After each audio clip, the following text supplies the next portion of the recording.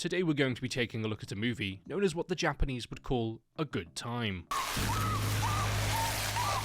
I'm not sure what's going on over on that funny-shaped island of theirs, but I think there's something other than fluoride in their water doing something to their brains. Because when it comes to Japan, when one thinks of it, images of beautiful cherry blossom trees, rich ancient history, respect, and orderly culture come to mind. Oh yes, and tentacles of course. Then why is it that one of the most well-behaved countries in the entire world, with one of the lowest crime rates, came up with something as horrific as anime? I mean, why did they create some of the most extreme and disturbing cinema, only rivaled by what edgy 14-year-olds put on 4chan? And today, we're going to be taking a look at one of those pieces of media. A grotesque movie. No, not because it's set in Japan, but because it's literally named grotesque. So I guess you can't really complain when going into a movie named something like this, when your breakfast decides to come back up for a surprise visit to say hi one last time. Written and directed by Koji Shiriashi, aka a crazy person, Grotesque is a movie that was considered so grotesque that it was even made illegal to supply it in the UK, barring it from an official release due to the British known hatred for the Japanese. Beginning with a man sitting in a van, he watches as a young couple makes their way towards his vehicle in the shroud of a tunnel, when suddenly he jumps out of his van and attacks them with his mallet due to his distaste for happy people. With both of the people now in the back of his car, the woman starts to wake up,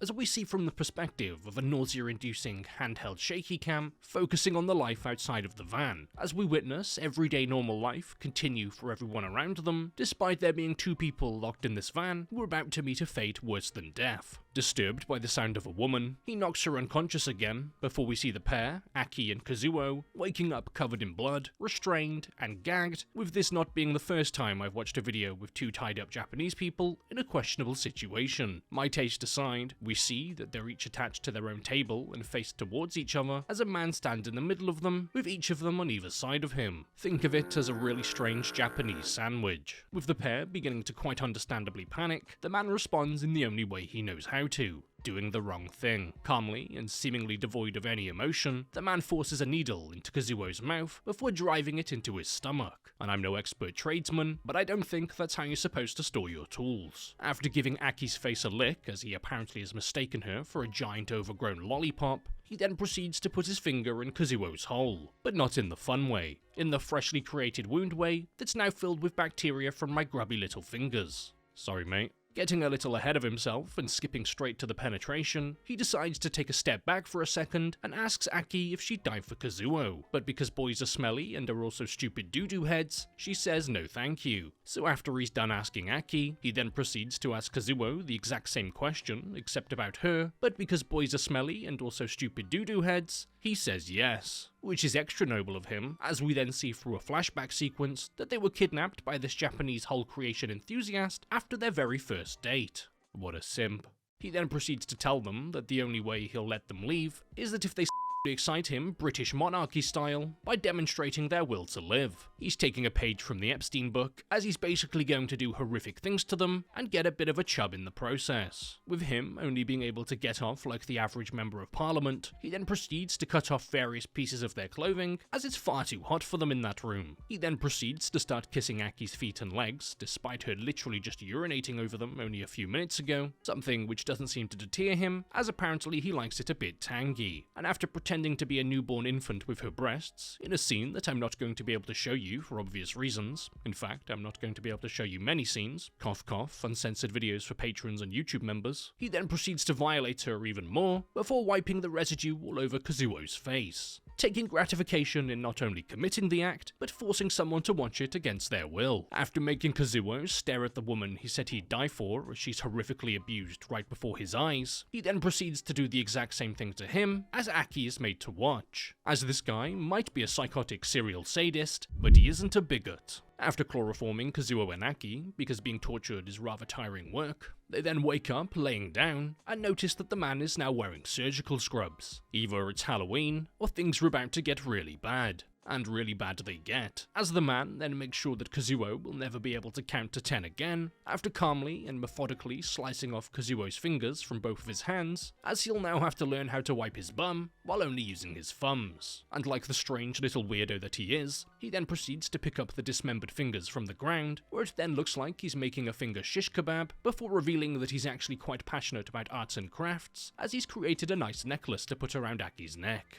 Oh, How lovely of him. With his attention now diverted towards Aki, now absolutely dripping with style thanks to her new jewelry, she joins the fingerless club too, as her hand is turned into a literal club, and before he can take the other digits off, she screams no. Something which the man seemingly doesn't like to hear, as he told them that they may only speak when asked a question, so now she must pay a price. You know, more than already losing her bogey pickers. Returning to his love for arts and crafts, using a pair of scissors, he proceeds to make sure that her nipples will never chafe again by rather kindly removing them. But now he decides to skip over the fingers on the other hand by entirely just doing away with the entire hand itself by removing it below the wrist, as I guess he just couldn't really be bothered anymore. Not one to not give Kazuo a gift as well, as this man is anything but thoughtless. He gives him his very own finger nip necklace and decides to stick one of the fingers up Kazuo's nose. Something which causes Kazuo to lose his temper and become extremely angry, because that's the last straw. How dare you put someone else's fingers up my nose? Taking extreme satisfaction from what he's doing, he tells Kazuo that he's going to make him suffer, but if Kazuo wants, he could instead make Aki the target of this man's sadistic thoughts. But Kazuo doesn't like it when people put expectations on him, so decides to take all the pain for himself.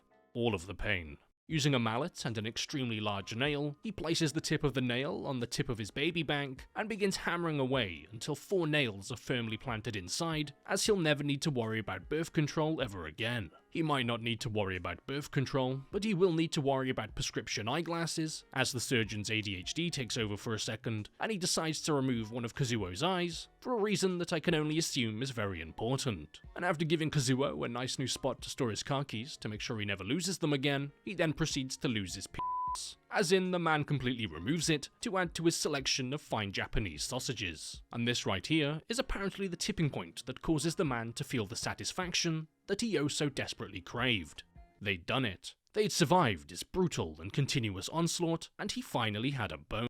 Thanking him for helping him feel this really weird sensation down there, he tells them they've done what was required to survive. So now he's going to nurse them back to health and set them free, as they've achieved everything he wanted them to. But there's one slight problem with this plan. He's a gooner, and it will never be enough. He will always want some more. So after many days of tending to their wounds and ensuring that they'll survive, post-nut clarity eventually starts to kick in, and he does in fact want some more. So after days and perhaps weeks of thinking that they're about to be let free, they suddenly wake back up in the torture chamber. Not only is he getting the satisfaction from physically torturing them, but he's receiving gratification from their mental anguish because he's a greedy boy. After ripping away any hopes that they actually had of making it out of this place with what little of their bodies they had left, he brought them right back to the Goon Cave. With Kazuo and Aki restrained on different sides of the room, the man then places a pair of scissors in the middle of the room before proceeding to slice open Kazuo to relieve him of his irritable bowel syndrome by relieving him of his bowel. Making his way through the rectum, the man begins digging around in his guts, and not in the fun way, before tying the end of his organs to a hook, while the rest of them are still attached to Kazuo's body. All he needs to do is simply walk across the room, retrieve the scissors, and free Aki. So, walking towards the pair of scissors, while leaving a trail of literal entrails behind him, he eventually makes it to the scissors.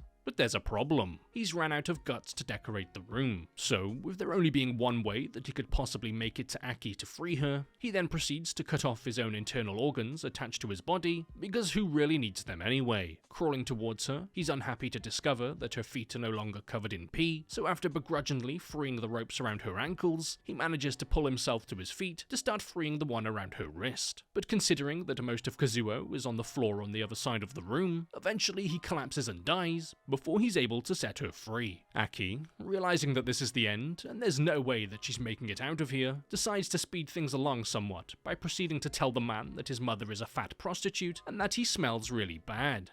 Yeah, okay. That bit was kind of funny, not gonna lie. Upset that anyone would ever dare make fun of his body odor, he then starts up his chainsaw once again and drives it into her stomach before decapitating her with an axe. But what this man forgot while swinging this axe towards her is that he's in a really weird Japanese movie. And after flying through the air, her severed head latches onto his neck and rips open his artery, before Kazuo, somehow still alive, manages to slice the man's heel, causing him to fall to the ground. With the man now finally dealt with, his reign of terror will now come to its eternal end. Except not really, as he survived everything, and has created graves to spread their ashes at. And once he's done polluting the ground around him, he then walks away to reveal many more unmarked graves, as this man really needs to figure out an easier way to get off.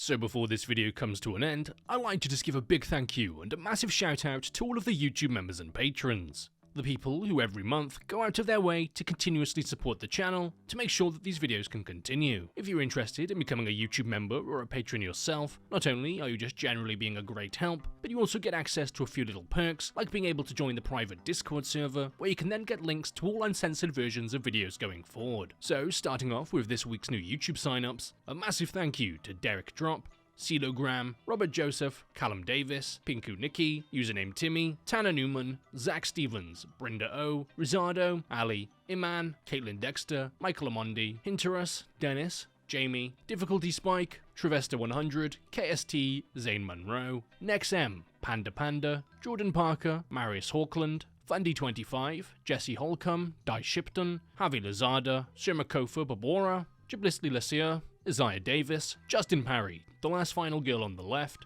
Hollyhock Kendrick, Reggie David Weslow John Hates the Stupid, Tornier, Laughable Genius, The Soldier 420, Dende Looking Boy, LS Fade, James Haddon, Julia N, Luke Finn, Zaza Lord, Mai, Bugsy04, Why Up It's Vibe, T-Wev, and Michelle LeBur.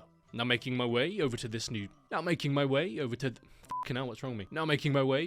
week's new Patreon signups. A massive thank you to Superfly Cat, Salid Gade, Kevin Matty, Brandon Zenz, Matt Forsyth, Unreal, Iman Gillespie, Salayak Johnson, The Fake Eden, Zulu2468, Dyra Shushni, Halfwit Hunter, Delar, Shin Van Revels, Tring, Peter Shoes, McMaxie, Doobs, Caden Miller, Mike, Nathan Blake, Leela, Nana James, Lamandrid, Jiggles, B, Sidian Craft, Tristan, Ryan Gibson, Emily Smith, Poopbutt, Brandy Garza, Johnny, Cherry, Josie Machina, Simon Wasser, Daniel Brostrom, Millard Fillmore, Mavic, Bodie, Lord Bale, Serap Jones, Robo Pepco, Vaneltas, Martia, Scarlett McAuliffe, 91184, Eden Wilcock, and SNK Dim. So once again, a massive shout out to all of the YouTube members and patrons, and a big thank you to everyone else for watching.